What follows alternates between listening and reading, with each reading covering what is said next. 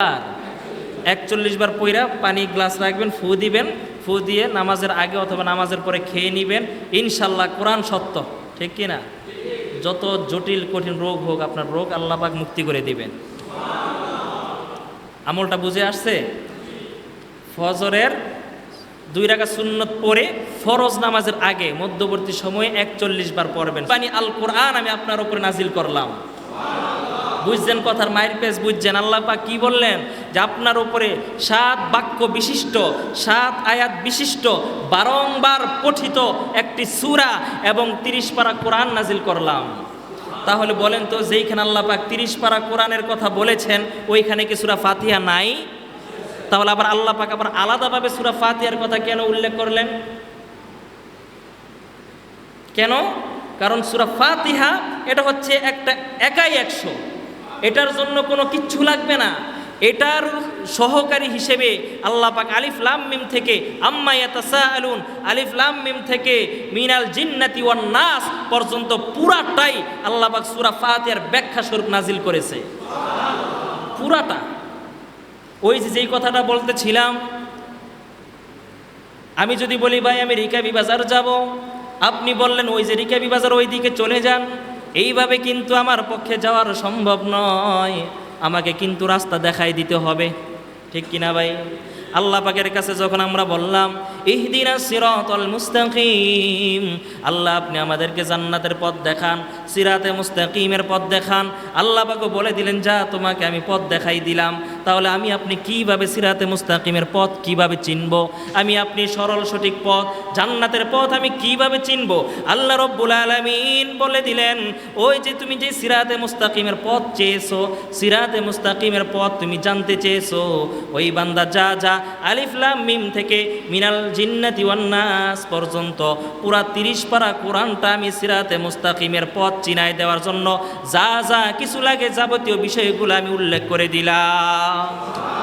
ইহদিনাস সিরাতাল মুস্তাকিম, আল্লাহ আপনি আমাদেরকে হেদায়েতের পথ দেখান। আর হেদায়েতের পথ কোনটা? আল্লাহ পাক 30 পারা কোরআন দিয়ে দিলেন, যা এটা পড়ো আর হেদায়েতের পথে ওঠো। সুবহানাল্লাহ। কোরআন পড়ো, হেদায়েতের পথে ওঠো, কোরআন পড়ো, সিরাতে মুস্তাকিমের পথে ওঠো। একটা সূরার নাম এতগুলো কেন? কারণ যেই জিনিসের মর্যাদা দাম যত বেশি থাকে, ওই জিনিসের পরিচিতি সুনাম সুখ্যাতি সমাজে বেশি থাকে। ছোটবেলায় তার পরিচয় ছিল সে একজন স্টুডেন্ট। যখন এই স্টুডেন্টটা যখন স্কলারশিপ হইয়া যখন গ্র্যাজুয়েশন লাভ করে, যখন বিশাল বড় একটা পদে আসীন হয়, যখন সে অনেক অনেক পদের মালিক হয়ে যায়, তখন কেউ তাকে চেয়ারম্যান সাহেব বলে, অফিসার বলে, কেউ তাকে এলাকার মোতাওয়াল্লি বলে, কেউ তাকে এলাকার মাতবর সাহেব বলে। একজন ব্যক্তি, কেউ তাকে কাকা বলে, বাবা বলে, কেউ কেউ চাচা বলে। একজন ব্যক্তিকেই মানুষ বিভিন্ন নামে কি করে? সম্বোধন করে। কারণ সে মর্যাদাশীল মানুষ, মর্যাদাবান, এজন্য তার জন্য সমাজে মর্যাদা রয়েছে। এই সূরাটা আশরাফুস সূরা মিনাল কুরআনুল কারীম। কোরআনের ভিতরে এটা হচ্ছে একটা চেয়ারম্যান। কোরআনের ভিতরে সূরা ফাতিহাটা কি চেয়ারম্যান? সূরা সমূহের চেয়ারম্যান, মানে সভাপতি। সমস্ত সূরার ভিতরে শ্রেষ্ঠ সূরা কোনটা? মাশাআল্লাহ। আর সমস্ত আয়াতের ভিতরে শ্রেষ্ঠ আয়াত কোনটা? আয়াতুল কুরসি। মাশাআল্লাহ। আয়াতের ভিতরে শ্রেষ্ঠ আয়াত আয়াতুল কুরসি। সূরা বাকারার 255 নম্বর আয়াত, 3 নম্বর পারার প্রথম পৃষ্ঠায়, আল্লাহু লা ইলাহা ইল্লা হুয়াল হাইয়ুল কাইয়্যুম। ওইটা আমাদের আলোচনায় আসবে ইনশাআল্লাহ। তাহলে আয়াতের ভিতরে শ্রেষ্ঠ আয়াত, সমস্ত আয়াতের সভাপতি আয়াত হলো আয়াতুল কুরসি। সূরা সমূহের ভিতরে সবচাইতে শ্রেষ্ঠ দামি মর্যাদাবান সূরার নাম সূরাতু আল ফাতিহা। এটা এমন একটা সূরা, বিশ্বনবী সাল্লাল্লাহু আলাইহি ওয়াসাল্লাম একদিন সাহাবীদেরকে নিয়ে মাতাফের সামনে যেখানে তাওয়াফ করা হয়, ওই জায়গায় সাহাবীদেরকে নিয়ে বিশ্বনবী তালিম করছিলেন। হঠাৎ করে এই যে আপনারা যেমনভাবে এইবার তালিম শুনতেছেন না, আলোচনা গোল হয়ে, তো বিশ্বনবীও মাতাফে আপনার সাহাবীদেরকে নিয়ে হালকা করে গোল আকার হয়ে তিনি সাহাবীদেরকে দ্বীনের তালিম দিচ্ছিলেন।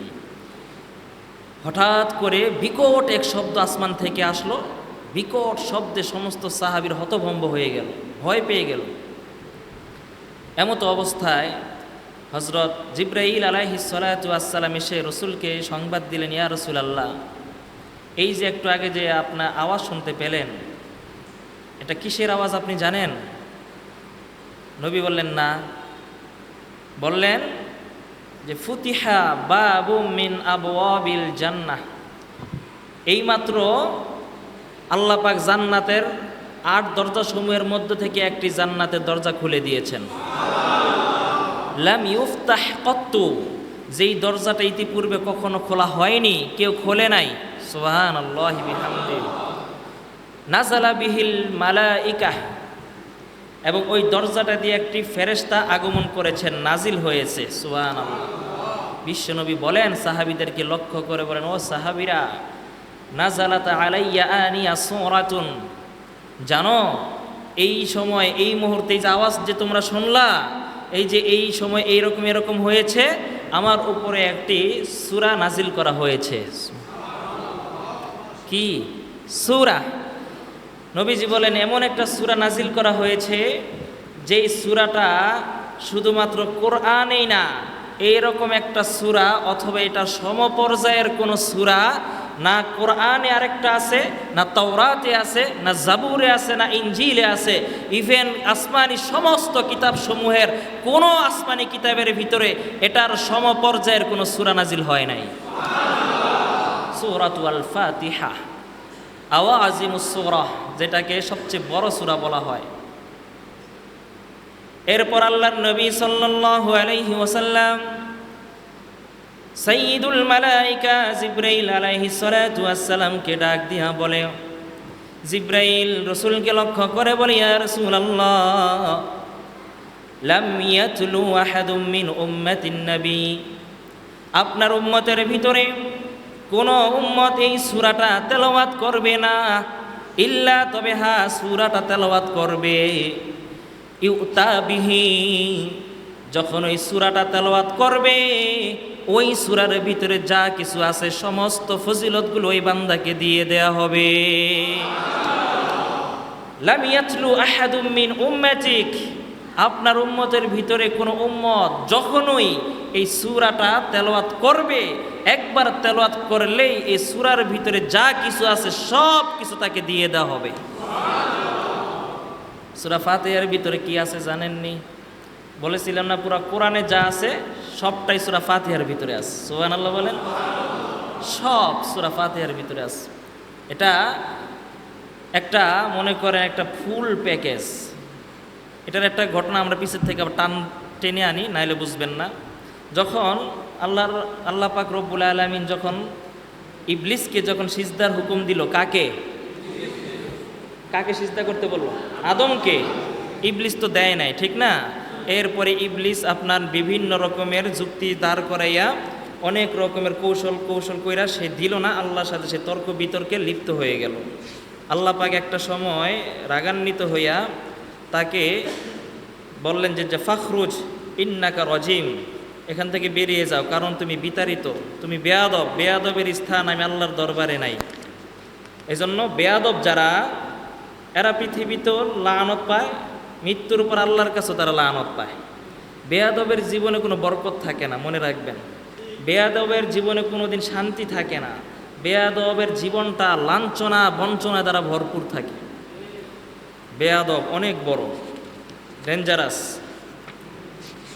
তো যখন বের হয়ে যায় তখন ইবলিস আল্লাহর কাছে কয়েকটা দাবি করছিল যে, আল্লাহ, আমি যে বেরিয়ে যাব আপনি আমাকে কি কি দিবেন বলেন, আমি কিছু জিনিস চাই, আপনার ইবাদত করেছিলাম। তখন ইবলিস আল্লাহর কাছে চাইছিলেন, ওয়া আদাম উসকুন আনতা ওয়া যাওজুকাল জান্নাহ ক্বালা আনজিরনি ইলা ইয়াউমি ইউবআসুন।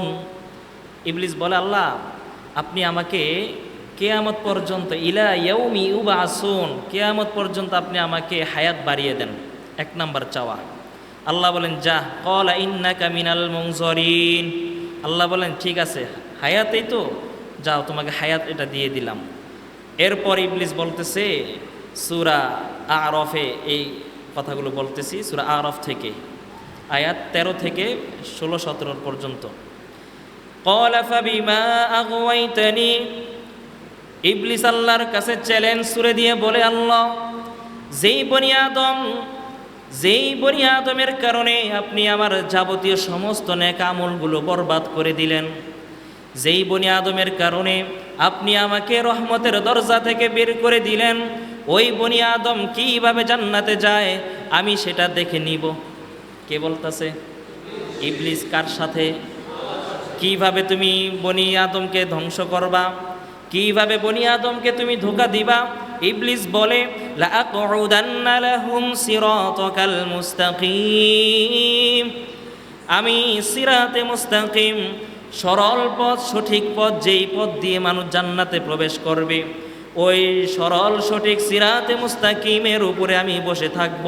লাআকউদান্না লাহুম, আমি বনি আদমকে ধোঁকা দেওয়ার জন্য সরল পথের উপরে বসে থাকব, একটাকেও আমি সঠিক পথে চলতে দিব না, ডানে বামে সব দিকে আমি এদেরকে ভ্রান্ত করে দিব।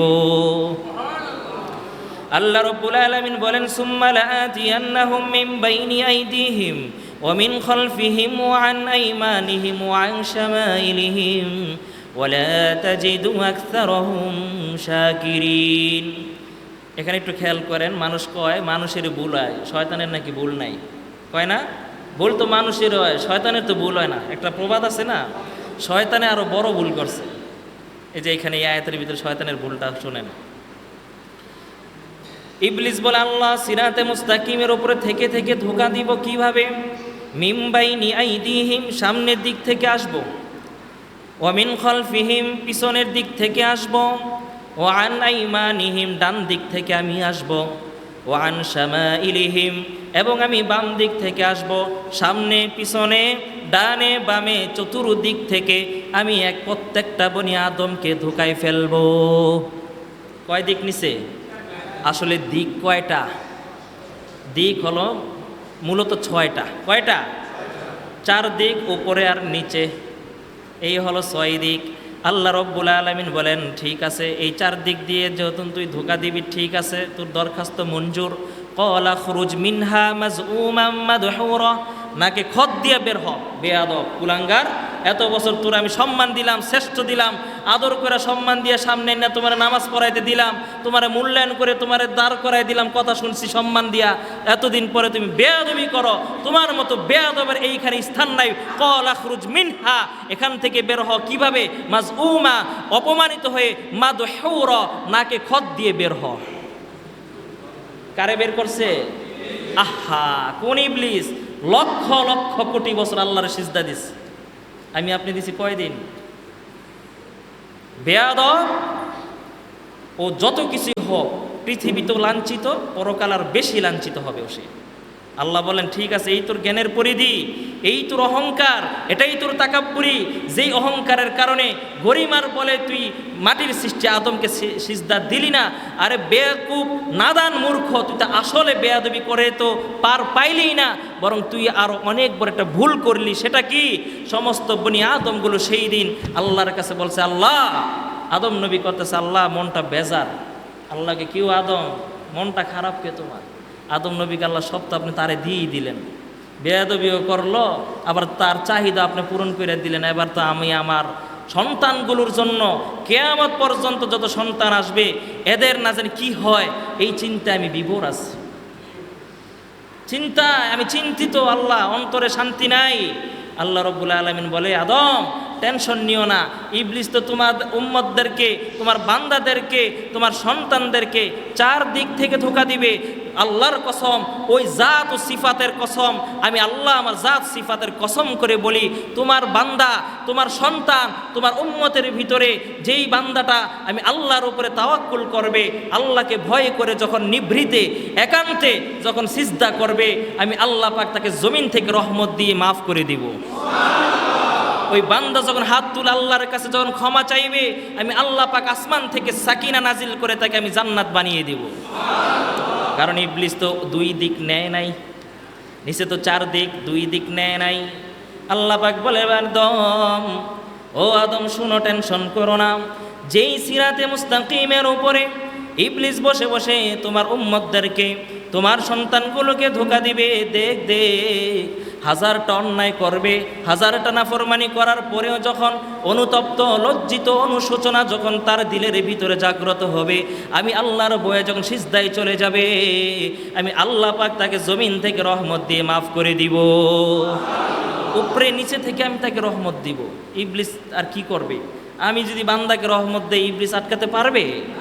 তাহলে এরপরে আসেন, যেটা মূল কথা সেটা হলো, আল্লাহ পাক তখন বনি আদম অর্থাৎ আদম আলাইহিস সালাতু ওয়াস সালামকে কোনো একটা কারণে জান্নাত থেকে বের করে দিলেন। আদম নবী কি ভুল করছিল? গুনাহ করছিল? আহা, একটা তাফসিরের ভিতরে আসছে, তা ভুল না জেনে অজ্ঞাতসারে ভুল করাকে বলে নাসিয়া ইয়ানসা। যেমন মনে করেন রোজার মাস, আপনি রোজা রাখছেন, ওযু করতেছেন, একটু পানি খেয়ে ফেলছেন, মনে নাই, ওযুর পরে মনে হয়েছে আরে আমি না রোজা। এই যে ভুলে যে আপনি খাইছেন, এতে কি আপনার রোজা ভাঙছে? কেন? কারণ আপনার ভিতরে এটা করার কোনো কিছু না, ইচ্ছা ছিল না। ভুলে যাওয়া দুইটা পার্থক্য আছে। যাই হোক, ওই দিকে যাব না, আস্তে আস্তে আমরা আলোচনার খাতিরে আমরা সেটা বললাম। তো আদম নবীকে যখন দুনিয়াতে যখন পাঠিয়ে দিল, তখন আদম নবীর মনটা ছিল অনেক খারাপ, টেনশন, চিন্তা, আই হায় কি হয়ে গেল, আবার এই নাজ নিয়ামতপূর্ণ এই জান্নাতের বাড়িতে আবার কবে না কবে আসি, টেনশন। আল্লাহ পাক বলে, আদম তুমি টেনশন করিও না, তুমি অচিরেই যাও, তুমি এবং তোমার ঔরস থেকে যত সন্তানগুলো বের হবে ইরা সা কিয়ামত পর্যন্ত সকলকেই সব মিলে আবার তুমি তোমার আসল ঠিকানা পূর্বের বাড়ি চিরস্থায়ী বাড়িতে যাতে করে তুমি ফিরে আসতে পারো, এই জন্য আমি আল্লাহ পাক বিভিন্ন মাধ্যমে আমি তোমাদের দিক নির্দেশনা পাঠিয়ে দিব। আল্লাহ রাব্বুল আলামিনের ওয়াদা আদম নবীকে করেছিলেন যে আমি আমার এখানে আসার জন্য কি রাস্তা, এই রাস্তা আমি বলে দিব। আল্লাহ পাক এই ওয়াদা, আল্লাহ পাক কি খেলাফ করে? আল্লাহ পাকের ওয়াদা তিনি দুইভাবে রক্ষা করেছেন। কয়ভাবে? গভীর মনোযোগ। দুইভাবে আল্লাহ পাক আদম নবীর সাথে দেয়া প্রতিশ্রুতি দুইভাবে আদায় করেছিলেন। একটা হলো যুগে যুগে হাজার হাজার লক্ষ লক্ষ নবী রাসূল পয়গাম্বরের মাধ্যমে। সুবহানাল্লাহ বলেন। প্রত্যেকটা নবী রাসূল আয়েশা কি করছে? মানুষগুলোকে আল্লাহর রাস্তা দেখাই দিচ্ছে, ঠিক না? এক নাম্বার পদ্ধতি ছিল। দুই নাম্বার পদ্ধতি হলো আসমানি কিতাবের মাধ্যমে আল্লাহ পাক সমস্ত উম্মতদেরকে, সমস্ত বান্দাদেরকে আল্লাহ পাকে সিরাতে মুস্তাকিম জান্নাতে যাওয়ার পথটাকে দেখিয়ে দিয়েছেন। আসমানি কিতাবের ভিতরে এবং সমস্ত নবী রাসূলদের ভিতরে শ্রেষ্ঠ নবীকে, আমাদের নবী, শেষ নবী, আখির জামানার পয়গাম্বর, খাতামুন নবিয়্যিন, ইমামুল মুরসালিন, রহমতে আরবি নবী মুহাম্মদুর রাসূলুল্লাহ সাল্লাল্লাহু আলাইহি ওয়াসাল্লাম, সবচাইতে শ্রেষ্ঠ পয়গাম্বরের উপরে যে শ্রেষ্ঠ কিতাব আল কোরআন নাজিল হয়েছে, ওই আল কোরআনের সর্বপ্রথম শুরুর সূরার ভিতরে আল্লাহ পাক তার ওই যে পূর্বের দেয়া প্রতিশ্রুতি যে বান্দা, যে তোমাকে আমি আল্লাহর কাছে পৌঁছানোর জন্য, জান্নাতের বাড়ি তোমাকে ফিরিয়ে দেওয়ার জন্য তোমাকে যেই রাস্তা আমি বাতলে দেওয়ার কথা বলেছিলাম, ওই রাস্তাটা কি তুমি জানো? সূরা ফাতিহা পড়ো। ওই সূরা ফাতিহার ভিতরে আমি শিখিয়ে দিয়েছি 4-5 নম্বর আয়াতের ভিতরে, ইহদিনাস সিরাতাল মুস্তাকিম, ইহদিনাস সিরাতাল মুস্তাকিম। হে আল্লাহ, আপনি আমাদের সবাইকে সরল সঠিক পথ দেখান। সুবহানাল্লাহ বলেন। তাহলে এই যে সূরাটা নাজিল হইল, কারণ কিন্তু একটা পাইলেননি, সূক্ষ্ম কারণ। আল্লাহ পাক যে বলছে, বান্দাদেরকে ওয়াদা দিয়েছিল যে তোমাদেরকে সঠিক পথের মাধ্যমে আমি আল্লাহ পাক জান্নাতে আসার পথ দেখাইয়া দিব। এই যে পথ দেখায় দেওয়ার কথাটা আল্লাহ পাক, ইহদিনাস সিরাতাল মুস্তাকিম, আল্লাহ আপনি আমাদেরকে সরল সঠিক পথ দেখান। আল্লাহ বলল, যা পথ দেখাই দিলাম। সুবহানাল্লাহ বলেন। আল্লাহ কি বলল? পথ দেখাই দিলাম। আমার সাথে একটু কথা বললেন, ক্লাস তো, পথ দেখাই দিলাম। এবার আসেন, যেমন মনে করেন আমি যদি কাউকে এখানে বলি যে আমি এখান থেকে যাব রিকাবি বাজার অথবা কাঠপট্টি যাব, রাস্তাটা একটু দেখাই দেন, তো আপনাদের ভিতরে কেউ একজন আমরা বলল ঠিক আছে যান, ওই যে ওই দিকে কাঠপট্টি, ওই দিকে হাত দিয়ে ইশারা দিয়ে যদি বলে দেয়, তাহলে কি আমি কাঠপট্টি পর্যন্ত যেতে পারবো? কথা বলেন, পারবো? তা আল্লাহ পাক এখানে বান্দা তার থেকে সরল সঠিক পথ চাইলো, আর আল্লাহ বললো যা সরল সঠিক পথ দিয়ে দিলাম। তাহলে এটা কেমন দেয়া দিল আল্লাহ পাক? যেই পথ চিনি না জানি না, এটা কেমন পথ? এটা প্রশ্ন আসে কি না? ইহদিনাস সিরাতাল মুস্তাকিম মুসলিম শরীফের ভিতরে পাওয়া যায়। বান্দা যখন সূরা ফাতিহার ভিতরে প্রত্যেকটা আয়াত যখন তেলাওয়াত করে, প্রতিটা আয়াতের পর পর আল্লাহ পাক সাথে সাথে জবাব দেয়। বান্দা যখন বলে আলহামদুলিল্লাহি রাব্বিল আলামিন, সমস্ত প্রশংসা একমাত্র কার? বান্দা যখন এই আয়াতটা পড়ে আল্লাহ পাক আরশ থেকে আল্লাহ পাকের নিজ কুদরতি জবানে আল্লাহ পাক রিপিট করে, রিপ্লাই করে, হামিদানি আব্দি, হামিদানি আব্দি। ফেরেশতাদের সাথে আল্লাহ মিটিং করে বলে, ও ফেরেশতারা, যেই বনি আদমকে সৃষ্টি করার জন্য তোমরা রায় দাও নাই, মতামত দাও নাই, বিভিন্ন রকমের আপত্তি করেছিলা, ওই যে দেখো বনি আদম, যারা আমি আল্লাহকে দেখে নাই, জান্নাত দেখে নাই, জাহান্নাম, কোনো নাজ নিয়ামত কিচ্ছু দেখে নাই, এরপরেও আমার বান্দাগুলো দেখো কি সুন্দরভাবে আমি আল্লাহর প্রশংসা করে। এরপর বান্দা যখন বলে আর রহমানির রহিম, আল্লাহ রব্বুল আলামিন ফেরেশতাদের সামনে বলে আসনা আলাইয়া আব্দি, দেখি সুন্দর আমার বান্দারা আমার গুণগান গায়, সুবহানাল্লাহ।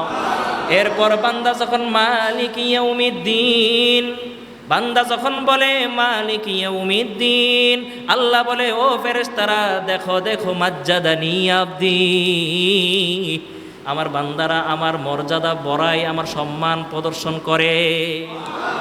এরপর বান্দা যখন বলে ইয়াকা না'বুদু ওয়া ইয়াকা নাস্তাঈন, আল্লাহ রব্বুল আলামিন বলেন ফেরেশতাদের সামনে বলে হাযা বাইনি ওয়া বাইনা আবদি, এটা এই আয়াতটা আমার এবং বান্দার মাঝে বন্টন হয়েছে, অর্ধেক আমার বান্দার জন্য, অর্ধেক আমি আল্লাহর জন্য, সুবহানাল্লাহ।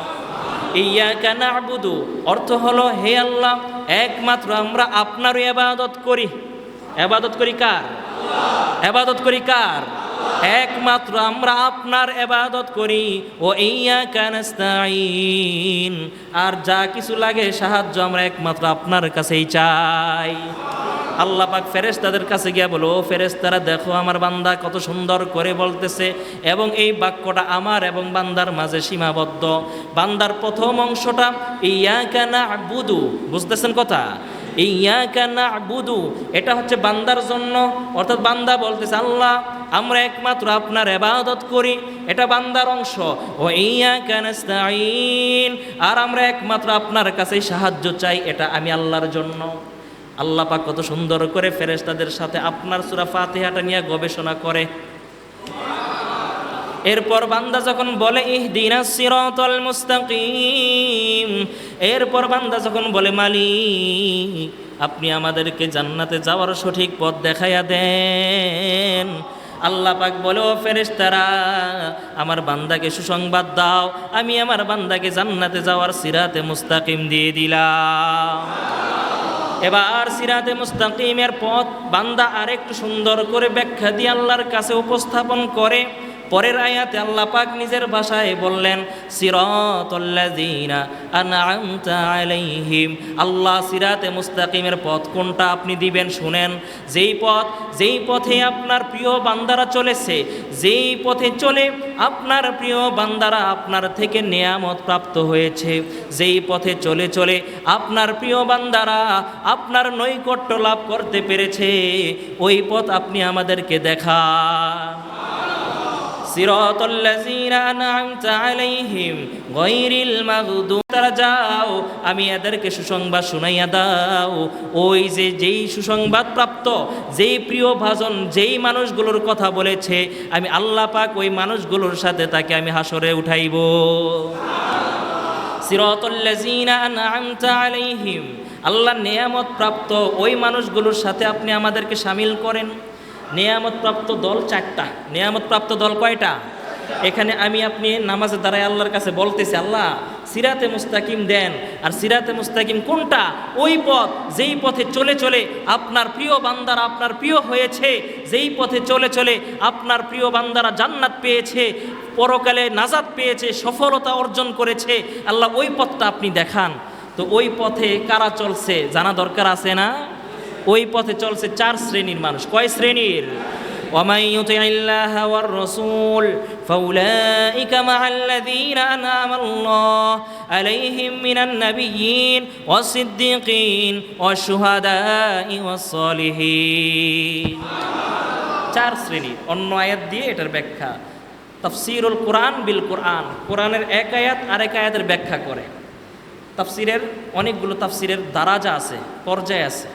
তাফসির বিদ দিরায়া, তাফসির বির রায়, তাফসিরুল কোরআন বিল কোরআন, তাফসির অনেক আছে। এর ভিতরে সবচাইতে আলা তবকার মর্যাদামান মানসম্মত তাফসির কোনটা? সেটা যেটা এক আয়াত দিয়ে আরেক আয়াতের তাফসির করা হয়। সুবহানাল্লাহ বলেন। কোরআনের এক আয়াত আরেক আয়াত দিয়ে কি করা হয়? তাফসির করা হয়। এটা সবচেয়ে উত্তম। তাহলে সিরাতাল্লাযীনা আনআমতা আলাইহিম, আল্লাহ ওই মানুষের পথ দেখান যেই মানুষগুলো আপনার দেখানো পথে চলছে। ওই মানুষগুলো আমরা কোরআন থেকে নিলাম। কয় শ্রেণী? এক নাম্বার নবিয়্যিন, নবীদের পথ, সিদ্দিকিন, সিদ্দিকদের পথ, অশুহাদা, শহীদদের পথ, অসলিহিন, সালেহ নেককার লোকদের পথ। সুবহানাল্লাহ। তাহলে সংক্ষেপে জানেন যে সিরাতাল্লাযীনা আনআমতা আলাইহিমের ভিতরে আমরা যেই কথাটা বলি ওই কথাটার উদ্দেশ্য হলো 4 শ্রেণীর মানুষ। ঠিক আছে না? মনে থাকার জন্য আবার আমরা আরেকবার রিপিট করি। নবিয়্যিন, সিদ্দিকিন, শুহাদা, সলিহিন। নবী, সিদ্দিক, শহীদ, নেককার, এই 4 শ্রেণীর লোক। এরপর আমি আপনি কি বলতেছি? গায়রিল মাগদুবি আলাইহিম, আল্লাহ এদের পথ দেখাইয়েন না যাদের উপরে আপনি রাগান্বিত হয়েছেন। ওয়ালাদ-দাল্লিন, এবং যারা পথভ্রষ্ট হয়ে গেছে এদের পথ দেখাইয়েন না। যাদের উপরে আপনি রাগ হয়েছেন এরা কারা? এরা হলো ইহুদি। এরা কারা? ইহুদি। যে কত বড় বিখাউজ এক জাতি। 6 মাস বা 7 মাস পর আসবে ইনশাল্লাহ বনি ইসরায়েলদের আলোচনা যখন আসবে। বনি ইসরায়েল এত বড় ডেঞ্জারাস, মারাত্মক, আমরা এই তাফসির করতে গিয়ে আমরাই বিরক্ত হয়ে যাই। আল্লাহ পাকের কি দয়া, কি রহমত! আল্লাহ পাক তাফসিরে বায়ানুল কোরআন, হাকিমুল উম্মত মুজাদ্দিদুল মিল্লাত শাহ আশরাফ আলী থানভী রহমতুল্লাহ আলাইহির লেখা তাফসির 3 খণ্ডের, দেওবন্দি ছাপার 3 খণ্ডের তাফসির আমার কাছে আছে। ওইটার ভিতরে তিনি সুন্দরভাবে চুক্তিগুলো উল্লেখ করেছেন যে বনি ইসরাইলেরা, ইহুদি জাতিরা আল্লাহর সাথে প্রায় 1টা আর 2টা চুক্তি লঙ্ঘন করে নাই, প্রায় 40 থেকে 43টা চুক্তি তারা লঙ্ঘন করছে। এরপরও কি কেউ তাকে মাফ করার কথা বলেন? কিন্তু আল্লাহ মাফ করে দিয়েছে। শেষ পর্যায়ে যখন তারা নবীদেরকে মারার মতো, হত্যা করার মতো জঘন্য অপরাধে যখন তারা যুক্ত হয়ে গেল, আল্লাহ পাক এদের উপর রাগান্বিত হইয়া, গুসা হইয়া এদেরকে চিরতরে ভ্রান্ত ঘোষণা করে দিলেন। সুতরাং মাগদুব অর্থাৎ আপনি যাদের উপরে রাগ, যাদের উপরে গুসা হয়েছেন এদের পথ দেখায়েন না। আর আল্লাহ পাক গুসা হয়েছে কাদের উপরে? ইহুদি। ওয়ালাদ-দাল্লিন, আর যারা পথভ্রষ্ট হয়ে গিয়েছে এদের পথ আপনি দেখাইয়েন না। পথভ্রষ্ট হয়েছে নাসারা, মানে খ্রিস্টানরা। সুতরাং এই শেষের এই অংশের ভিতরে আমরা আল্লাহর কাছে ইহুদি এবং খ্রিস্টানদের থেকে পানা চাইলাম। খ্রিস্টানরা কিভাবে পথভ্রষ্ট হয়েছে সংক্ষেপে শুনেন। খ্রিস্টানরা কিন্তু এক আল্লাহকে বাদ দিয়া 3 আল্লাহ বিশ্বাসী হয়েছে। তারা মনে করে এক আল্লাহ, গড ফাদার আল্লাহ, এরপরে ফাদার ঈসা, এরপর মাদার হচ্ছে মারিয়াম। 3 খোদায়, তৃত্ববাদী খোদায় তারা বিশ্বাসী। এই কারণে তারা ভ্রান্ত, তারা পথভ্রষ্ট। ঠিক কিনা? আমি আপনি দোয়া করতেছি, আল্লাহ আপনি আমাদেরকে সিরাতে মুস্তাকিমের পথ দেখান। সিরাতে মুস্তাকিমের পথ কোনটা? যেই পথে চলে চলে মানুষগুলো আপনার দিশা পেয়েছে, আপনার নৈকট্য লাভ হয়েছে। এমন 4 শ্রেণীর লোকের যে কোনো একটা পথ আপনি আমাদেরকে দেখান। তবে আল্লাহ ওই লোকদের পথ দেখাইয়েন না যেই লোকেরা আপনাকে রাগান্বিত করেছে, যাদের উপরে আপনি রাগ, যাদের উপরে আপনি গোসা, এদের পথ দেখাইয়েন না। এবং তাদের পথও দেখাইয়েন না যারা আপনার ব্যাপারে যারা সিদ্ধান্ত নিতে ভুল করে, যারা পথভ্রষ্ট, যারা বাতিল, এমন নাসারাদের পথও আপনি আমাদেরকে দেখাইয়েন না। প্রতি ওয়াক্তে কিন্তু আমি আপনি এই দোয়াটা করতেছি। ঠিক কিনা? সূরা ফাতিহার ভিতরে কি আছে শুনেন তাহলে, এক এক করে বলি। বিরক্ত হইতাছেন? সমস্যা হয়? আপনাদের ওঠাউঠি দেখলে না মনে হয় যে আপনারা বিরক্ত হইতেছেন, এই জন্য আর কি। উঠেন না, লইরেন না, একটু মনোযোগ দিয়ে শুনেন সূরা ফাতিহার ভিতরে কি আছে। আল্লাহ, নবীজি বলেন যে কেউ যদি সকালবেলা উঠে কোরআনুল কারিমে যে কোনো একটা আয়াত তেলাওয়াত করে, যে কোনো একটা আয়াত তেলাওয়াত করলো, তাহলে তার আমল নামায় মদিনার আকিক, আইন কফ ইয়া কফ, আকিক, আকিক, ঠিক আছে? আকিক নামক একটা মেলা বা বাজার আছে মদিনায় রসুলের জমানায়। নবীজি বলেন কেউ যদি সকালবেলা উঠে কোরআনের যে কোনো একটা আয়াত যদি তেলাওয়াত করে, তাহলে সে মদিনার আকিক নামক বাজার থেকে বিশাল বড় একটি ওট ক্রয় করে মালিক হয়ে যাওয়ার মতো সওয়াব আল্লাহ পাক তাকে দান করে। এক আয়াত। তা আপনি যদি সকালবেলা উঠে যদি সূরা ফাতিহাটা একবার পড়েন কেমন হয়? সূরা ফাতিহার ভিতরে আয়াত কয়টা? 7টা। সূরা ফাতিহাতে আয়াত কয়টা? 7টা। তা আপনি যদি সূরা ফাতিহা একবার পাঠ করেন তাহলে আপনি কিন্তু আকিক নামক মদিনার ওই বাজার থেকে 7টা বড় বড় উটের মালিক হয়ে সদকা করে দেওয়ার সওয়াব পেয়ে যাচ্ছেন একবার পাঠ করলে, একবার। আর যদি আপনি 5 বার পাঠ করেন, 5 7 35 বার, দৈনিক যদি 100 বার আপনি সূরা ফাতিহা তেলাওয়াত করেন, এটা আপনার নিজের জীবনে যত ওজিফা আছে, মাইকের আওয়াজ বাহিরে যত দূর যায় তত দূর পর্যন্ত মা বোনদেরকে লক্ষ্য করে বলি, অনেক মা বোনের জিকির আজগার করে, ওজিফা পালন করে, ওই সমস্ত ওজিফার সাথে আজকে থেকে সূরা ফাতিহাটাকে অ্যাড করে নেন। সূরা ফাতিহাটাকে একটা টার্গেট রাখেন, 10 বার পড়ব দৈনিক, 20 বার অথবা 100 বার আমি দৈনিক সূরা ফাতিহা পড়ব। শুধুমাত্র এই উটের মালিক হওয়া তাই নয়, সূরা ফাতিহার আরেকটা বরকত আপনাদেরকে শোনাই। তাফসিরে বাইজাবির ভিতরে ইমাম বাইজাবি রহমতুল্লাহি আলাইহি একটা হাদিস উল্লেখ করেছেন, একবার আল্লাহ পাক রব্বুল আলামিন একটা জনপদের উপরে, একটা দেশের মানুষের উপরে রাগান্বিত হইয়া গজবের ফেরেশতাকে পাঠাইছে, যাও যাও ওই এলাকা ওই জনপদটাকে উল্টিয়ে ধ্বংস করে দাও। কথা কি বোঝা যায়? আল্লাহ পাক জিব্রাইলকে পাঠাইলেন, জিব্রাইল যাও ওই এলাকাটাকে ধ্বংস করে দাও, ওই এলাকার একটা মানুষকে আমি রিজিক দিব না, একটা মানুষকে আমি বাঁচাই রাখবো না, প্রত্যেকটা মানুষ নাফরমান, সীমা লঙ্ঘন করতে করতে শেষ পর্যায়ে চলে গেছে, ওদের উপর আমি অতিষ্ঠ হয়ে গেলাম, যাও যাও ওই এলাকাটাকে তুমি ধ্বংস করে দাও। জিব্রাইল আমিন যখন আল্লাহ পাকের আদেশ পেয়ে যখন ওই এলাকায় গেলেন, ওই এলাকায় যাওয়ার পর দেখতে পেলেন ওই এলাকার ভিতরে ওই দিন সকালবেলা ওই এলাকার একটা বালক, ছোট্ট বালক, 12-14 বছরের একটা বালক, সে ওই এলাকায় ওই দিন সকালবেলা যেই দিন ধ্বংস করার কথা, ওই দিন সকালবেলা ওই বালকটা সূরা ফাতিহা পাঠ করেছে। সূরা ফাতিহা পাঠ করার পর জিবরাইল আলাইহিস সালাতু ওয়াস সালাম এবার আর ওটা ধ্বংস করলেন না। আল্লাহ রাব্বুল আলামিন জিবরাইলকে আদেশ করে থামাইয়া দিলেন, ও জিবরাইল থাম, এটা ধ্বংস করবি না, যেই জনপদের মানুষগুলো সূরা ফাতিহা পাঠ করে ওই এলাকা কোনোদিন আমি ধ্বংস করতে পারি না। সূরা ফাতিহা জীবনে এটাকে একটা আমলে যুক্ত করে নেন, সূরা ফাতিহা পাঠ করবেন, জীবনটা ফুলে ফলে সেজে যাবে, ভরে যাবে নাজ নিয়ামত দ্বারা। সূরা ফাতিহার ভিতরে কি আছে জানেননি? আমরা একটা একটা করে বলতেছি।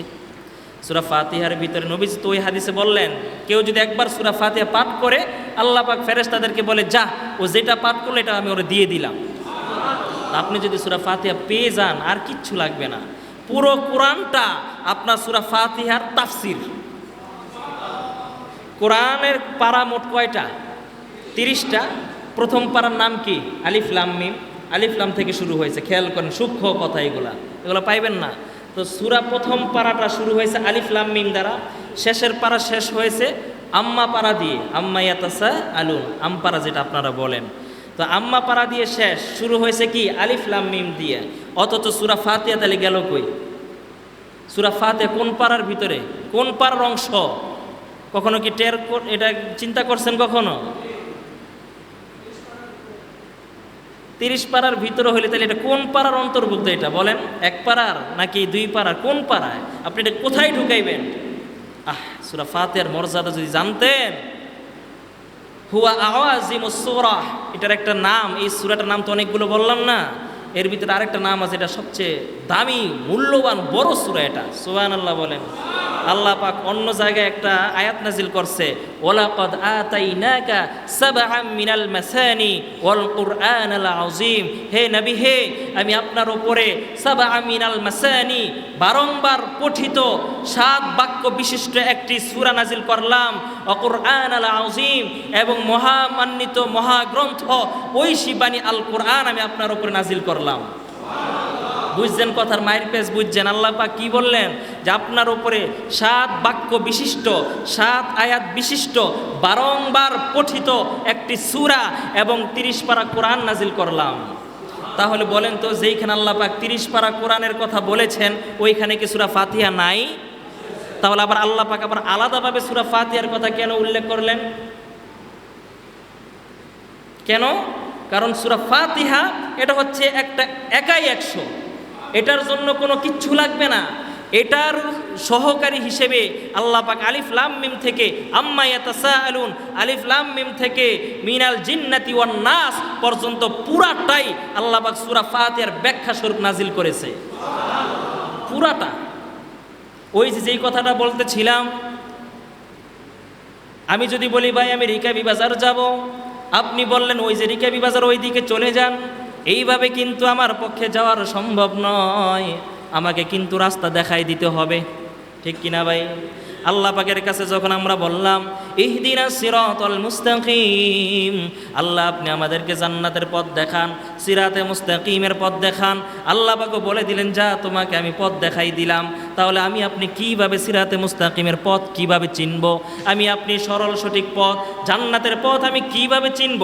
আল্লাহ রব্বুল আলামিন বলে দিলেন ওই যে তুমি যে সিরাতে মুস্তাকিমের পথ চেয়েছো, সিরাতে মুস্তাকিমের পথ তুমি জানতে চেয়েছো, ওই বান্দা যা যা আলিফ লাম মিম থেকে মিনাল জিন্নাতি ওয়ান নাস পর্যন্ত পুরা 30 পারা কোরআনটা আমি সিরাতে মুস্তাকিমের পথ চিনাই দেওয়ার জন্য যা যা কিছু লাগে যাবতীয় বিষয়গুলো আমি উল্লেখ করে দিলাম। ইহদিনাস সিরাতাল মুস্তাকিম, আল্লাহ আপনি আমাদেরকে হেদায়েতের পথ দেখান। আর হেদায়েতের পথ কোনটা? আল্লাহ পাক 30 পারা কোরআন দিয়ে দিলেন, যা এটা পড়ো আর হেদায়েতের পথে ওঠো। সুবহানাল্লাহ। কোরআন পড়ো, হেদায়েতের পথে ওঠো, কোরআন পড়ো, সিরাতে মুস্তাকিমের পথে ওঠো বলা হয়। কারণ আপনি যখন কোরআন পড়ার জন্য যখন কোরআনের মলটটা যখন উঠাইবেন, সর্বপ্রথম আসে কোন সূরা? সূরাতুল ফাতিহা। দরজা খুললেই সূরা ফাতিহা, এই কারণে এটার নাম দিয়েছে সূরাতুল ফাতিহা। এটার আরও একটা নাম রয়েছে সূরাতুশ শিফা, এটা ইম্পর্টেন্ট। সূরাতুশ শিফা, এই সূরার নাম আরেকটা সূরাতুশ শিফা।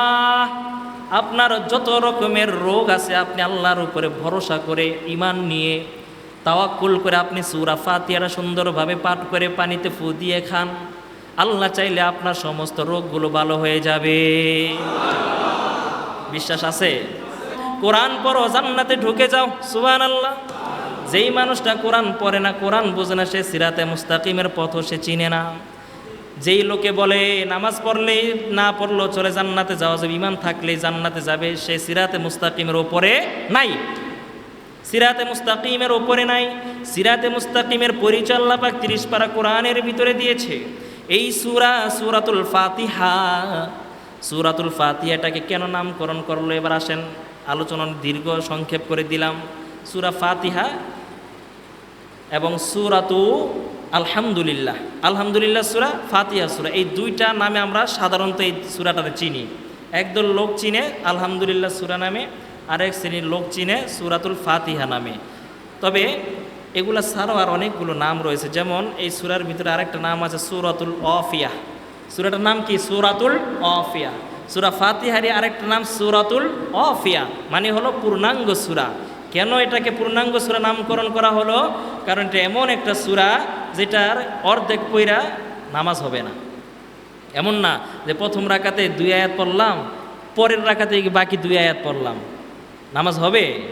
এটা এমন একটা সূরা, প্রত্যেকটা রাকাতের ভিতরেই এটা A to Z শুরু থেকে শেষ পর্যন্ত পুরাটাই পড়তে হয়, ঠিক কি না? একটু অংশ, একটা হরফ যদি ছুটে যায় নামাজ হবে না, এটা পুরাটাই পড়তে হবে। বাকি অন্যান্য সূরাগুলো, যেই সূরার ভিতরে 20টা আয়াত আছে, আপনি চাইলে 5টা আয়াত পড়তে পারেন, 10টা আয়াত পড়তে পারেন, বা বড় আয়াত হলে একটা আয়াতই পড়তে পারেন, নামাজ হয়ে যাবে। কিন্তু এটা এমন সূরা, নামাজকে সঠিক রাখতে হলে এটাকে পূর্ণাঙ্গভাবে পড়তে হবে। এই কারণে এই সূরার নাম করা হয়েছে সূরাতুল ওয়াফিয়া। ওয়ালাকাদ আতাইনাকা সাবআম মিনাল মাসানি, সাবে মাসানি বলা হয় এই কোরআনটাকে, এই ফাতিহাটাকে। কেন? কারণ এই সাবে মাসানি মানে হলো বারংবার পঠিত এমন সূরাকে বলা হয় সাবে মাসানি, যেটাকে বারবার পড়া হয়। আপনি বলেন এই যে এই সূরাটা প্রত্যেকটা নামাজে প্রতিটা রাকাতে আসে না? আপনার প্রতিটা রাকাতে সূরা আছে। এই সূরাটা প্রত্যেক দিন কেউ যদি সুন্নত নফল নাও পড়ে, শুধুমাত্র ফরজ নামাজ পড়ে, এরপরও ওই ব্যক্তি প্রতিদিন অন্ততপক্ষে 17 বার সূরা ফাতিহার নামাজে পাঠ করে। সুন্নত যদি নাও পড়ে, ফরজ কয় রাকাত? 17 রাকাত। 17 রাকাতে সূরা ফাতিহা কতবার হয়? 17। এরপর সে যদি সুন্নতগুলো পড়ে, প্রতিদিনের সুন্নত, তাহলে তার অন্ততপক্ষে 35 বার সূরা ফাতিহা পাঠ করা হয়ে যাবে। সুবহানাল্লাহ বাড়িতে গিয়ে বললেন। 35 বার সূরা ফাতিহা পাঠ করা হয়ে যায়, কিন্তু আজ পর্যন্ত কি শুনছেন কারো মুখ থেকে যে সূরা ফাতিহাটা পুরানো হয়ে গেছে, পড়তে তার ভালো লাগে না, অন্য সূরা পড়ি? কেউ বলছে এটা? আর কি মুজিজা চান? ইসলাম, এই আল কোরআন, এটা একটা জীবন্ত একটা মুজিজা, জীবন্ত মুজিজা, রসুলের রেখে যাওয়া একটা মুজিজা, জ্বলন্ত মুজিজা এটা। এর ভিতরে একটা প্রমাণ দেখায় যে সূরা ফাতিহাটা দেখেন, এই যে 1500 বছর যাবৎ প্রতিদিন জায়গায় জায়গায়, সব জায়গায় কোনো একটা মুহূর্ত এমন নাই যে কোথাও তেলাওয়াত হয় না, কোথাও না কোথাও পৃথিবীর বিভিন্ন জায়গায় সূরা ফাতিহাটা পাঠ করা হয়। আজও পর্যন্ত কোনো মানুষ সে কোনোদিন বলে না সূরা ফাতিহা পড়তে বিরক্ত লাগে। বলছে? যেই মানুষটার বয়স 70 বছর হয়ে গিয়েছে, সে মনে করে নামাজ পড়ে প্রত্যেক দিন যদি 35 বার পড়ে, তাহলে সপ্তাহে কতদিন হয়, মাসে কতবার হয়, বছরে কতবার হয়, 10 বছরে কতবার হয়, 70 বছরে তার কতবার হয়েছে সূরা ফাতিহা। সে কোনোদিন বলছে যে আমার বিরক্ত লাগে না। যত পড়ে ততই মজা। এই যে মজা, এই মজা দেন কে? অথচ দুনিয়ায় যত সুন্দর গান আপনি শুনেন, একদিন, 2 দিন, 1 মাস, 2 মাস শোনার পর ওই গানের আর কোনো পাত্তাই থাকে না। আমাদের দেশে ছোটোবেলা একটা গান সবার মুখে মুখে ছিল, ফাইটটা যায় গান। ফাইটটা যায় গান শুনেন নাই? সবাই, ছোটো বড়, নারী পুরুষ সবাই এটা বলছে। কই 10 বছর হয়ে গেছে, 20 বছর, এখন আর ওই গানের অস্তিত্ব আছে? আল্লাহ পাক এমন এক সূরা নাজিল করে দিলেন, 1500 বছর হয়ে যায়। ইমাম সাহেব, বিভিন্ন জায়গার ইমাম সাহেবের তেলাওয়াত এক এক রকমের ফ্লেভার, ঠিক কিনা? এই যে তেলের বিল ইমাম সাহেবের পিছে পড়েন একরকম, সামনে গিয়ে পড়বেন আরেক রকম। আপনি যদি বাইতুল মুকাররমে ইমাম সাহেবের পিছে গিয়ে পড়েন আরেক রকম স্বাদ। যদি আপনি বাইতুল্লাহ শরীফে আব্দুর রহমান আর সুদাইসির পিছনে গিয়ে পড়েন, সেটা আরেক রকমের স্বাদ, ঠিক কিনা? এক এক কারীর এক এক রকমের তেলাওয়াতের স্বাদ। কোনোদিন কোনো মুসল্লি বলে নাই বিরক্ত লাগে হুজুর সূরা ফাতিহা বাদ দা সূরা বাকারা পড়ান, বলছেনি? এই জন্য এই সূরাটার নাম সাবে মাসান, বারংবার পঠিত সূরা, যেটা পড়লে অন্তরে কোনো কি আসে না, বিরক্ত আসে না। এই সূরাটার নাম আর একটা সূরা হলো সূরাতুল হামদ। সূরাতুল হামদ মানে প্রশংসার সূরা। এই সূরার ভিতরে আল্লাহ পাক তার নিজের প্রশংসা করেছেন। আলহামদুলিল্লাহি রব্বিল আলামিন, জগৎসমূহের সব প্রশংসার মালিক একমাত্র কে? আলহামদুলিল্লাহি রব্বিল আলামিন আর রহমানির রহিম, যিনি পরম দয়ালু অতির মেহেরমান, মালিক ইয়াউমিদ্দিন, যিনি বিচার দিবসের মালিক। এই যে সুন্দরভাবে প্রশংসা, 3 আয়াতে প্রশংসা করলেন কার? এই কারণে আল্লাহ পাক এই সূরার নাম দিল সূরাতুল হামদ, প্রশংসার সূরা। সুবহানাল্লাহ বলেন। এটা সূরাতুল ফাতিহা এই কারণে বলা হয়, ফাতিহুন শব্দ অর্থ হলো খোলা, উন্মোচন করা। ফাতাহাল বাব, দরজা খুলল। ফাতহুন, ফাতহে মক্কা মানে কি মক্কা বিজয় হয়। ফাতহুন শব্দের অর্থ কি? খোলা, উন্মোচন করা। এই সূরাটাকে সূরা ফাতিহা এই কারণে ফাতিহা। সূরাতুশ শিফা, এই সূরার নাম আরেকটা কি? সূরাতুশ শিফা। আল্লাহর নবীর একজন বিখ্যাত এক সাহাবী, নাম তার আবু সাঈদ খুদরি। কি নাম? আবু সাঈদ আল খুদরি রাদিয়াল্লাহু তাআলা আনহু। বিখ্যাত এক হাদিসের ঘটনা মুসলিম শরীফের বর্ণনায় আসছে। এই আবু সাঈদ খুদরি রাদিয়াল্লাহু তাআলা আনহু সাহাবীদের একটা কাফেলা সফর করে যাচ্ছিলেন মরুভূমির পথ দিয়ে। পথিমধ্যে তারা রাত্রিবেলা যাত্রা বিরতি করলো, ওই এলাকায় তাঁবু গাঁথলো, ওই এলাকায় তারা আজকের রাতটা থাকবে। খাবারের যা সরঞ্জামাদি ছিল সব কিছু শেষ হয়ে গেছে, খাবারের দাবারে কোনো পানি নাই, খাদ্য নাই, কিচ্ছু নাই। এখন খাবে কোথায়, কি করবে? ওই সময় ওই এলাকায়, ওই সময় তো কোনো আবাসিক হোটেল ছিল না, খাবারের জন্য কোনো 5 স্টার মানের হোটেলও ছিল না, সিবাইপাড়া সুগন্ধা ছিল না, আসছিল ওই সময়, খাইব কোথায়?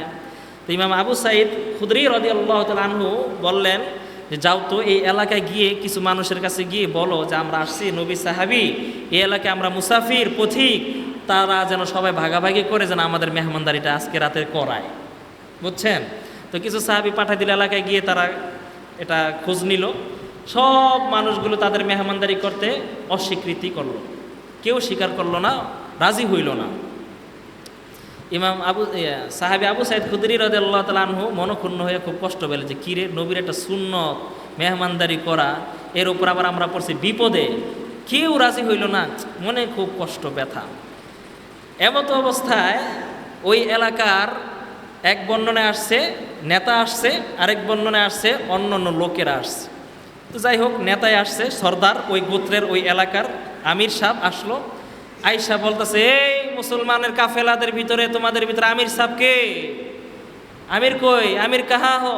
কই তোমাকে আমির সাহেব? মানে কইতাছে, এই যে আমাকে আমির সাহেব। আবু সাইদ খুদরি রাদিয়াল্লাহু তাআলা আনহু দেখাই দিছে। কয় কি? মিয়া সাহেব, এমন এমন আমার বাড়িতে আমার মাইয়ারা তো বিষধর সাপে কাটছে, পাহাড়ি সাপ, মরুভূমির বিষাক্ত সাপ, সাপে দর্শন করছে। এখন এটার কোনো বিষ নামতেছে না, শরীর পুরা নীল হয়ে গেছে, আর একটু দেরি হলে হয়তো মারা যাবে। আপনাদের ভিতরে কি কেউ আছে? রুকিয়া করতে পারেন, জারফুক করতে পারেন, বিষ নামাইতে পারবেন? কেউ কেমন আছেন?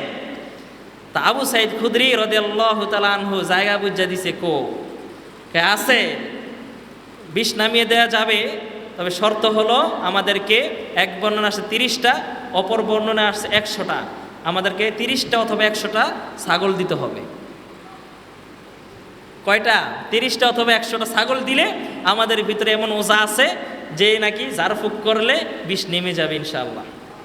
তো লিডার, ঠিক আছে 30টা আর 100টা কোনো ব্যাপার না, তাড়াতাড়ি আমার মাইয়ারে বাঁচান আগে গিয়া। আবু সাইদ খুদরি রাদিয়াল্লাহু তাআলা আনহু গিয়ে সেইখানে গিয়ে তার মেয়েকে রুকিয়া করলো, জারফুক দিল, আল্লাহর মেহেরবানিতে তার মেয়ে সুস্থ হয়ে গেছে। এবার চুক্তি অনুযায়ী 30টা অথবা 100টা সে ছাগল পাইছে। এবার সফর থেকে ফেরার সময় রাস্তার ভিতরে একটা ছাগল তারা জবাই করে ওইখানে খাইছে। তো খাওয়ার পর এখন ওই সাহাবীদের ভিতরে মাজা বয়ে গেছে 2টা। কয়টা? এক গ্রুপ কইতাছে এটা জায়েজ হয় নাই, আরেক গ্রুপ কইতাছে না এটা হালাল জায়েজ হইছে। মাযহাবে মতামত করতেছে কারা? কথা কয় না কারা? সাহাবীরা মতানৈক্য করতেছে। বোঝা গেল মাযহাব, এই মতাদর্শ, এই মতানৈক্য, ইখতিলাফ, এটা আজকে নতুন না, এটা সাহাবীদের যুগেই ছিল। এখন মানুষ কয় হুজুর আপনাদের ভিতরে এত মতকে, আপনাদের ভিতরে মিল নাই, এক এমনি, কারণটা কি? আসলে না, ইখতিলাফুল উলামা ও রাহমাতুন ফিল উম্মাহ, অর্থাৎ ওলামায়ে কেরামের ভিতরে পরস্পরের ভিতরে মতানৈক্য, ইখতিলাফ, এটা সাধারণ উম্মতের জন্য এটা রহমত। এটা মাথায় বুঝে আসবে না, সহজে বলে দেই। মনে করেন কথার কথা, পিছনে একদল বিরোধী দল আছে, ইমাম সাহেব এক মাযহাবের, মুসল্লি আরেক মাযহাবের। তো সেই ক্ষেত্রে ইমাম সাহেব নামাজ পড়লে অন্য অন্য দিনের তুলনায় ওই দিন একটু বেশি সতর্ক হয়ে থাকবে না? থাকবে কি না? তো বেশি সতর্ক হবে, বেশি স্টাডি করবে, বেশি গবেষণা করবে, এর দ্বারা জাতি ফায়দা বেশি পাবে, ঠিক না? এই জন্য নফহাতুল আরব একটা কিতাব আছে আরবি সাহিত্যের, কাফিয়া জামাতে পড়ায়, ওটার ভিতরে একটা শিরোনাম কায়েম করছে যে ইখতিলাফুল উলামা ও রহমাহ, যে ওলামায়ে কেরামের মতানৈক্য, ইখতিলাফ, এটা উম্মতের জন্য এটা রহমত। তাহলে সাহাবীদের ভিতরে মতানৈক্য হয়ে গেছে, একদল কয় খাওয়াটা জায়েজ হবে না, একদল কয় জায়েজ হবে। যারা জায়েজ হবে পক্ষে এরা খাইছে, যারা জায়েজ হবে না এরা খায় নাই। রসুলের দরবারে গেছে এই মাসালাটাকে রিচেক করার জন্য, রসুলের সামনে গিয়ে মাসালা জাস্টিফাই করার জন্য গেছে। এবার বলতেছে, ইয়া রাসূলুল্লাহ, রাস্তাতে এমন এমন হয়েছিল, এইভাবে আমরা একটা ছাগল আমরা খাইছি আর ওনারা খায় নাই, এখন এটার ব্যাপারে আপনার সিদ্ধান্ত কি? নবীজি বলেন, ছাগলগুলা কই? সব কি বন্টন করে ফেলছো? যদি বন্টন করে না থাকো, যদি 2-1টা থাকে, তাহলে আমারও একটা দাও, আমাকে একটা দাও। বলতেছে, কি কোন রসুল? জায়েজ? কারে মিয়া জায়েজ হয় নাই, তুমি কোরআনটাকে ওই জায়গার সম্মান বাড়িয়ে দিয়ে আসছো। তুমি কোরআন পড়ে তুমি সেইখানে রুকিয়া করে তুমি কোরআনের মর্যাদা আরো বাড়িয়ে দিয়ে আসছো। সুতরাং কোরআন পড়ে তুমি রুকিয়া করার মাধ্যমে যে ছাগলগুলো তোমরা পেয়েছো, বন্টনের পর যদি 2-1টা থাকে, আমি রসুলকেও দিও। সুবহানাল্লাহ। এরপর নবীজি আবু সাইদ খুদরিকে ডাক দেয়া বলে, ও আবু সাইদ, এদিকে আসো। তুমি ওই মেয়েটাকে কি পরে ফু দিয়েছিলা যার কারণে বিষ বেরিয়ে গেল? আবু সাইদ খুদরি রাদিয়াল্লাহু তাআলা আনহু বলে, ইয়া রাসূলুল্লাহ, আপনি একদিন মসজিদে নববীর সামনে বসে বসে সমস্ত সাহাবীদেরকে লক্ষ্য করে আপনি বলেছিলেন, সূরা ফাতিহা হিয়া সূরাতুশ শিফা, এই সূরা ফাতিহা নাকি সমস্ত রোগের শিফা আপনি বলেছিলেন। ওই কথাটা আমার হঠাৎ করে মনে চলে আসছে, মনে পড়ে গেছে, খেয়াল হয়ে গেছে। আর আমি ওই বিশ্বাস নিয়া, একিন নিয়া, কোরআনের উপরে ভরসা করে, আল্লাহর উপরে ভরসা করে আমি সূরা ফাতিহা পড়ে যখন আমি ওই বান্দির উপরে যখন ফু দিলাম, আল্লাহর সাহায্য ওই বান্দিরা সাথে সাথে সুস্থ হয়ে গেল। সূরাতুল ফাতিহা হিয়া সূরাতুশ শিফা। সূরা ফাতিহার ভিতরে শিফা রেখেছেন কে? এজন্য ভক্তি নিয়ে শ্রদ্ধা নিয়ে সূরা ফাতিহার পরে পরে খান। আরেকটা আপনাদেরকে তদবির শিখাইয়া দেই, যত জটিল রোগ 41 বার পইরা পানি গ্লাস রাখবেন, ফু দিবেন, ফু দিয়ে নামাজের আগে অথবা নামাজের পরে খেয়ে নেবেন, ইনশাল্লাহ কোরআন সত্য, ঠিক কি না? যত জটিল কঠিন রোগ হোক আপনার রোগ আল্লাহ পাক মুক্তি করে দিবেন। আমলটা বুঝে আসছে? ফজরের 2 রাকাত সুন্নত পড়ে ফরজ নামাজের আগে মধ্যবর্তী সময়ে 41 বার পড়বেন সূরা ফাতিহাটা। আমলটা বুঝে আসছে? ফজরের 2 রাকাত সুন্নত পড়ে ফরজ নামাজের আগে মধ্যবর্তী সময়ে 41 বার পড়বেন সূরা ফাতিহাটা। ঠিক আছে? এই পর্যন্ত যতজনকে এই আমল দিয়েছি আলহামদুলিল্লাহ কেউ এটাকে রিজেক্ট করে নাই। সবাই বলছে হুজুর না আলহামদুলিল্লাহ ফলাফল পেয়েছি। এই বুজুর্গি, এই ক্রেডিট কি আমার না কোরআনের? কোরআনের। তাহলে রুকিয়া করলে আপনারা আবার মনে করেন না যে না হুজুর মনে কুফরি কালাম বলে, ঠিক না? কোরআন থেকে যদি কেউ ঝাড়ফুঁক করে, তাবিজ টাবিজ না, ঝাড়ফুঁক, এটা আপনার সহি এবং জায়েজ আছে। ইমাম বুখারী রহমতুল্লাহি আলাইহি তার বুখারীর ভিতরে বাবুর রুকিয়া একটা অধ্যায় শিরোনাম কায়েম করছে রুকিয়ার নামে। রাকি অর্থাৎ রুকিয়া করা এটা সুন্নাহসম্মত। রসুলের কাছে ছোট ছোট বাচ্চাদেরকে নিয়ে আসতো, ইয়া রাসূলুল্লাহ বরকতান আপনি একটু করে দেন, নবীজি এদেরকে ফু দিয়ে দিতেন বরকতান। এটা আসবেন ওলামায়ে কেরামের কাছে বাচ্চাদেরকে নিয়ে যাবেন, ওলামায়ে কেরামের বরকতি জবানে ফুটা দিলে আল্লাহ পাক হয়তো বা এই উসিলা আপনার সন্তানটাকে দিনের জন্য কবুল করতেও পারে, ঠিক কি না ভাই? তাহলে এই সূরার আরেকটা নাম পাইলাম সূরাতুশ শিফা, সমস্ত রোগের শিফা এই সূরা। আরও কয়েকটা সূরার নাম আছে, প্রায় 8টার মতো নাম, 3-4টা বলছে, আরও কয়েকটা নাম বলবো এই সূরা। বিরক্ত হইতেছেন ভাই? এই সূরার নাম আরেকটা হলো আপনার তালিমুদ দোয়া, অর্থাৎ দোয়া শিক্ষার সূরা এটা। এই সূরার ভিতরে আল্লাহ পাক দোয়া শিখিয়েছেন, কিভাবে আল্লাহর কাছে চাইতে হবে। এটাকে ওয়েলকামিং লেটারও বলা হয়, অভিনন্দন পত্র। আপনি দুনিয়ার কোনো ধনাঢ্য ব্যক্তির কাছে আপনি যাইবেন কোনো কিছু চাওয়ার জন্য, সেইখানে গিয়ে আপনি কি করবেন, কিভাবে চাইবেন, সেটাও আল্লাহ পাক এই সূরার ভিতরে তালিম দিয়ে দিয়েছেন। সুবহানাল্লাহ। আপনি যাইবেন, প্রথমে গিয়েই বলবেন যে নেতা সাহেব আমাদের মসজিদে তো 10টা এসি লাগবে, 10টা এসির জন্য এসি দেন। এত করে কি ওই দানশীল ব্যক্তি আপনার এই কথা খুশি হইয়া সেই 10টা এসি দিবে? এই বেটা আইসস, কথা নাই, বার্তা নাই, খাওয়া দাওয়া নাই, কিছু নাই, আলাপ সালাপ নাই, তো তো 10টা এসির কথা বললা দিলি, দিবে? দিবে না। বরং কি করা উচিত, ওইখানে যাইবেন, গিয়া প্রথমেই ওই দানবীর লোকের একটু প্রশংসা করতে হবে। এরপর তার কিছু গুণগান, যদি ভালো কিছু কাজ যদি থাকে ওই কাজের কিছু গুণগান গাইলেন। এরপরে তার সাথে আপনার যে সম্পর্ক, ওই সম্পর্কের একটা দোহাই দিতে হবে যে আমরা কিন্তু আপনার ইউনিয়নের লোক, আমরা আপনার ওয়ার্ডের লোক। সম্পর্কর বলতে হয় না? নচেত আপনাকে যে সে যে দিবে, কিসের ভিত্তিতে দিবে, কোন কারণে দিবে, একটা সম্পর্কের ভায়া লাগবে কিনা বলেন? তো এইটা দুনিয়ার ক্ষেত্রে ঠিক একই প্রসেসিং আল্লাহ পাক তার নিজের ক্ষেত্রেও বান্দাদেরকে এই দোয়ার তরবিয়তটা আল্লাহ পাকে সূরা ফাতিহার ভিতরে শিখিয়ে দিয়েছেন। কিভাবে? এই যে সংক্ষেপে বলি শুনেন। প্রথমে আমরা কি বলি?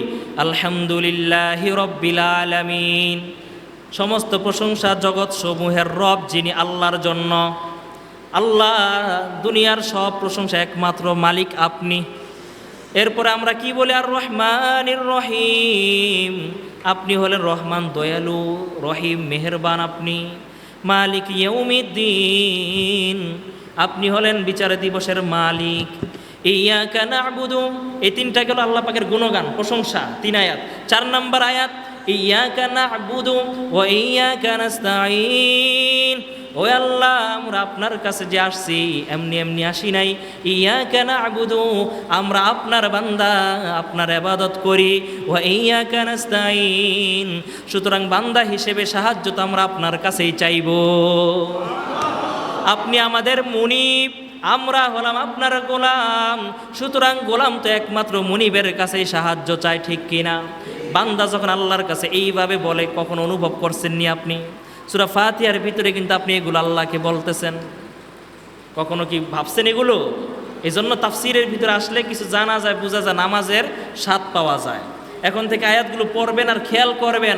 ইয়াকা না'বুদু, ও আল্লাহ আমরা তো তোমারই বান্দা, তোমার ওই গোলাম, ওয়া ইয়াকা নাস্তাঈন। সুতরাং যদি কোনো কিছুর প্রয়োজন হয় আমরা তো তোমার কাছেই চাইবো। আল্লাহ, আমরা যে আসছি, আমরা এমনি এমনি আসি না, আমরা কিন্তু আপনার বান্দা আল্লাহ। আমরা কিন্তু অন্য কারো বান্দা না, অন্য কারো সৃষ্টি না, অন্য কারো গোলাম না, অন্য কারো তাবেদার না। আল্লাহ, আমরা আসছি একমাত্র আমরা আপনারই কিন্তু গোলাম। ঠিক কিনা ভাই? ইয়াকা না, এই 4 আয়াত গেল। 4 আয়াতের ভিতরে 3 আয়াতের ভিতরে গেল আল্লাহর প্রশংসা। এরপরে 4 নম্বর আয়াতের ভিতরে আসলো বান্দার সাথে আল্লাহর কি সম্পর্ক এটা। এবার 5 নম্বর আয়াতের ভিতরে আল্লাহ পাক বলেন ইহদিনাস সিরাতাল মুস্তাকিম। প্রশংসা করা শেষ, নিজেদের সম্পর্কের দোহাই দেওয়া শেষ। এইবার আপনি আস্তে আস্তে চান আমার একটা কার্পেট লাগবে, শীত আইতেছে কার্পেট লাগবে, আমারে আপনি মাতবর সাহেব একটা কার্পেট দেন, সভাপতি সাহেব আমাদের মসজিদে 2টা ফ্যান লাগবে, ফ্যান দেন। আমরা কিন্তু আপনারে ভোট দিছি, আমরা কিন্তু আপনার ভক্ত, আমরা কিন্তু আপনারে ভালোবাসি। এবার 2টা একটা করে আপনি কি করতে পারেন? চাইতে পারেন। তো বান্দা কি চাইছে আল্লাহর কাছে? ইহদিনাস সিরাতাল মুস্তাকিম। ও আল্লাহ, আপনি যে আদমকে যখন ওয়াদা করেছিলেন যে সিরাতে মুস্তাকিমের পথ দেখাইবেন জান্নাতে ঢোকার জন্য, ও আল্লাহ, ওই সিরাতে মুস্তাকিমের পথটা আপনি আমাদেরকে দেন। সুবহানাল্লাহ, আল্লাহকে যা দিয়ে দিলাম। সিরাতাল্লাযীনা আন'আমতা আলাইহিম গায়রিল মাগদুবি আলাইহিম ওয়ালাদ-দাল্লিন। তাহলে এই 7 আয়াতের এই সূরার প্রথম 3 আয়াতে আল্লাহ পাকের প্রশংসা, শেষের 3 আয়াতে বান্দার চাওয়া দোয়া, আর মাঝখানের আয়াতের ভিতরে বান্দার সাথে আল্লাহ পাকের সম্পর্কের বর্ণনা।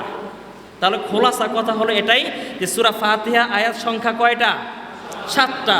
প্রথম 3 আয়াতে, এই খেয়াল করবেন, প্রথম 3 আয়াতে আল্লাহ পাকের প্রশংসা, বরত্ব, মহিমা এর, আর শেষের 3 আয়াতের ভিতরে বান্দার চাওয়া, বান্দার চাওয়া চাহিদাগুলো। আর মাঝের শুরুর 3 শেষের 3-এর মাঝের যে আয়াত, ওই আয়াতের ভিতরে বান্দার এবং আল্লাহর সাথে যে সম্পর্ক, ওই সম্পর্কের বর্ণনার কথা আসছে। তাহলে এই 7 আয়াতের এই সংক্ষিপ্ত সার কথাই হলো এটা।